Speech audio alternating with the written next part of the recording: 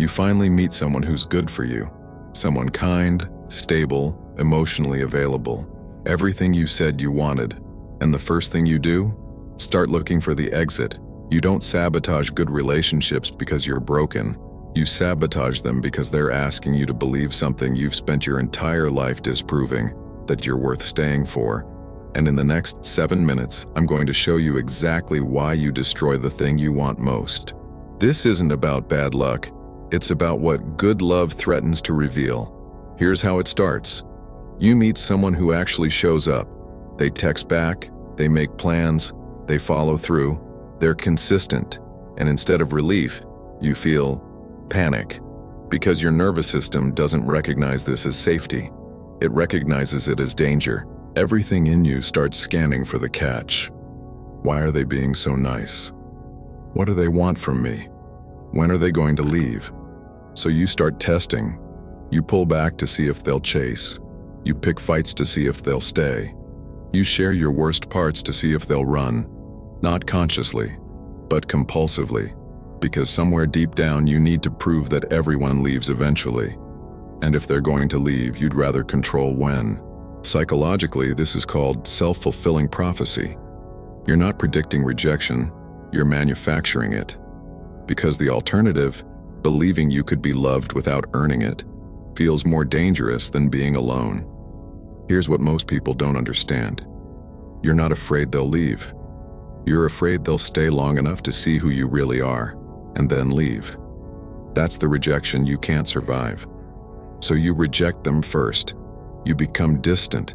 You become critical. You become unavailable. All the things you hated in the people who hurt you, you become them. Not because you want to, but because it's the only way to stay in control. So where did this start? Because you weren't born sabotaging love. Somewhere, you learned that good things don't last.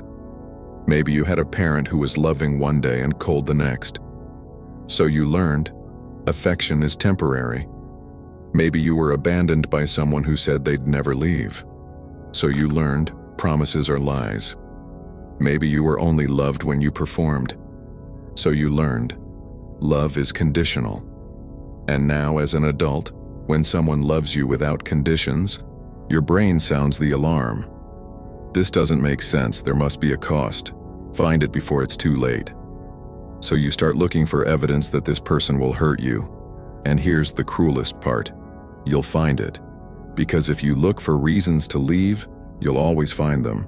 No one is perfect. Everyone has flaws.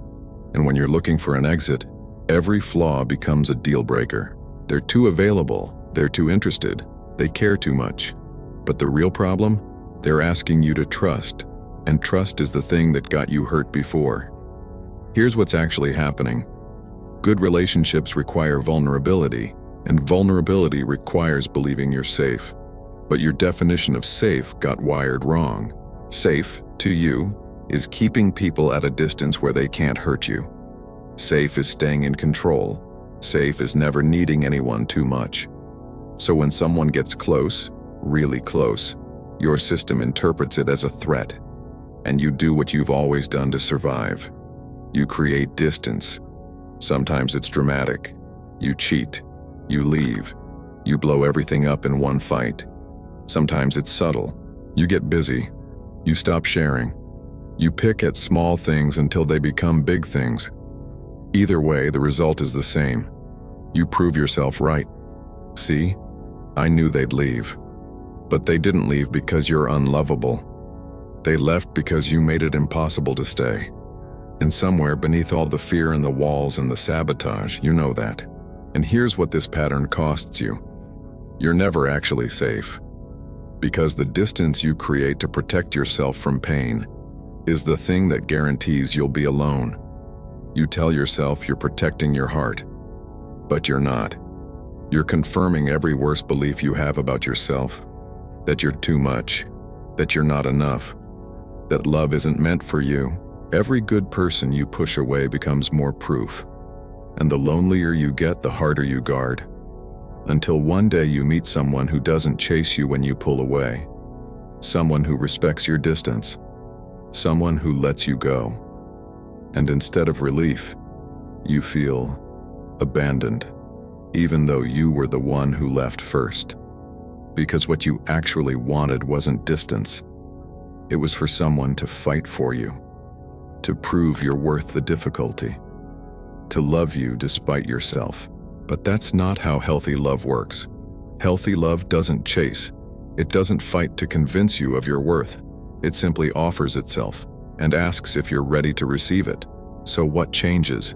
You stop pretending you're protecting yourself and start admitting what you're actually doing, confirming the story you've been telling yourself since childhood. The next time someone good shows up and you feel the urge to run, don't call it intuition. Call it what it is. Fear. Fear that if they stay long enough, they'll see you. And seeing you means choosing to leave. So you leave first. You've been doing it so long you think it's wisdom. But it's not. It's just the same wound, making the same decision, expecting a different result. You can't control whether someone stays, but you can stop being the reason they leave. And that starts with one question. Am I protecting myself from real danger, or am I protecting myself from being loved? If you can't answer that honestly, you're not ready, and that's fine. But stop calling it bad luck. Stop saying you can't find good people. You find them. You just make sure they can't find you. One day, you're going to be old, and you're going to look back at all the people who tried to love you, the ones who showed up, the ones who stayed, the ones you pushed away because you couldn't believe they meant it.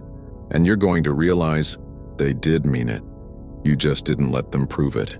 The good relationships you sabotaged, they weren't too good to be true. They were just good, and you weren't ready. But here's the part no one tells you. Ready isn't something that happens to you. It's something you choose. And every day you don't choose it is another day you prove yourself right, that you're the kind of person people leave, not because you are, but because you won't let them stay. The question was never whether you're worth loving. It's whether you're brave enough to find out. If this hit home, subscribe. I post psychology that won't let you hide from yourself every Tuesday and Saturday. And if you want the short version to send someone who needs this, links in the description. See you in the next one.